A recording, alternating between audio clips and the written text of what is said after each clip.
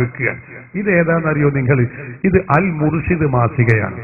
അൽ ഇർഷാദ് മാസിക മുജാഹിദിന്റെ പ്രാചീന നേതാക്കൾ KM മൗലവി, EK മൗലവി അവരൊക്കെ നേതൃത്വത്തിൽ പുറത്തിറക്കിയിരുന്ന മാസികയാണ്. ഇതിലെന്താ പറയുന്നത് എന്നറിയോ? ഇതിൽ പറയുന്നത് റബീഉൽ അവ്വൽ മാസം ഇതാ ആഗതമായിരിക്കുന്നു. 1900 ഞാനൊക്കെ ജനിക്കുന്നതിന് മുമ്പ് 936 മുജാഹിദുകൾ പഴയ കാലത്ത് പുറത്തിറക്കിയിരുന്ന അൽ മുർഷിദ് മാസികയാണ്. 937 മെയ് ലക്കത്തിൽ ഇറങ്ങിയ അൽ മുർഷിദ് മാസിക. ഇതിൽ പറയുന്നത് എന്താ? റബീഉൽ അവ്വൽ മാസം ഇതാ ആഗതമായിരിക്കുന്നു. അത് നമ്മെ ആനന്ദിപ്പിക്കുന്നു, അത് നമ്മെ ആഹ്ലാദിപ്പിക്കുന്നു. നാം സന്തോഷം കൊണ്ട് ചാഞ്ചാടുന്നു, നമ്മുടെ ഹൃദയം വികസിക്കുന്നു. ഓരോ മുസ്ലിമിന്റെയും മുഖകമലങ്ങളിൽ ഹർഷ ചിഹ്നങ്ങൾ കളിയാടുന്നു. ഓരോ ഭക്തനും സന്തോഷാശ്രുക്കൾ പൊഴിക്കുന്നു. എന്തുകൊണ്ട്?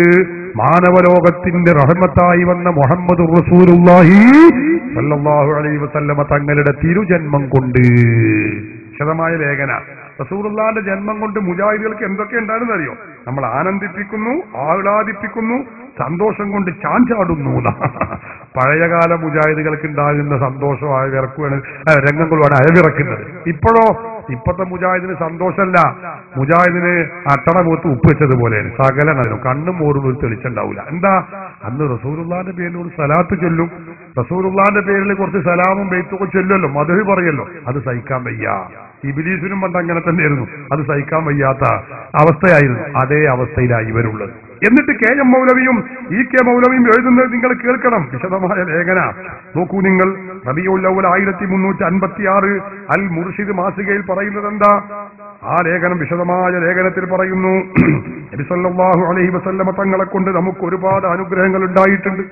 ആ അനുഗ്രഹങ്ങളെല്ലാം കിട്ടിയ ആളുകൾക്ക് ആ റസൂലുള്ളാഹിന്റെ ജന്മദിനം വരുമ്പോ എങ്ങനെ സന്തോഷിക്കാതിരിക്കാൻ കഴിയും?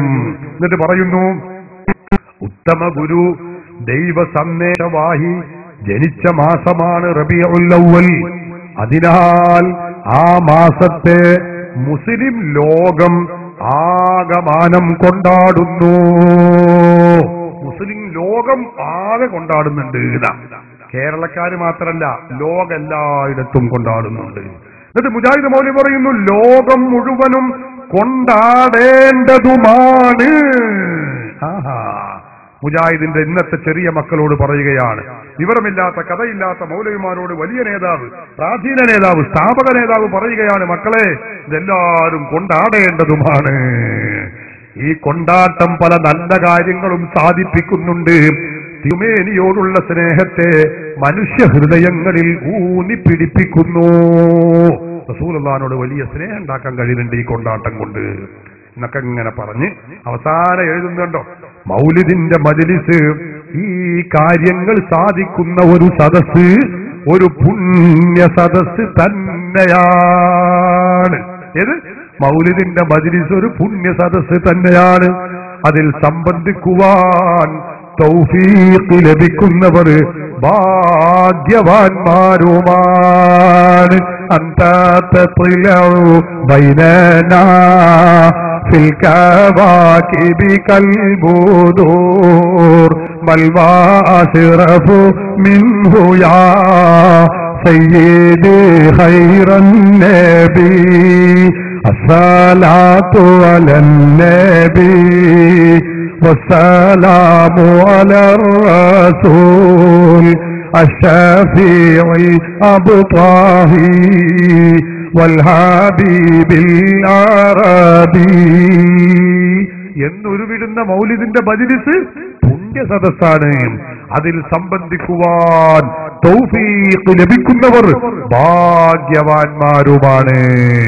അപ്പൊ മൗലിദിന്റെ മജ്ലിസിൽ സംബന്ധിക്കാൻ തൗഫീഖ് ലഭിച്ചിട്ടില്ലാത്ത മുജാഹിദുകളെ, മൗലവിമാരെ, നിങ്ങൾ മഹാ നിർഭാഗ്യവാന്മാരാകുന്നു. ഞാൻ പറയുന്നതല്ല, EK മൗലവി, KM മൗലവി അവരുടെ അൽ മുർഷിദിലാണ് ഇത് എഴുതിയിട്ടുള്ളത്. പറഞ്ഞതിന്റെ ചുരുക്കം, പൂർവീകരൊക്കെ ചെയ്തിട്ടുണ്ട്, മുജാഹിദിന്റെ പ്രാചീന നേതാക്കളും ചെയ്തിട്ടുണ്ട്. അന്നൊക്കെ ഇത് സുന്നത്തായിരുന്നു. പിന്നെ എന്നാണ് മുജാഹിദ് ആഫീസിലേക്ക് ജിബ്രീൽ പുതിയ വഹയുമായി വന്നത് എന്ന വിശദീകരണം നടത്തേണ്ടത് മുജാഹിദുകളാണ്.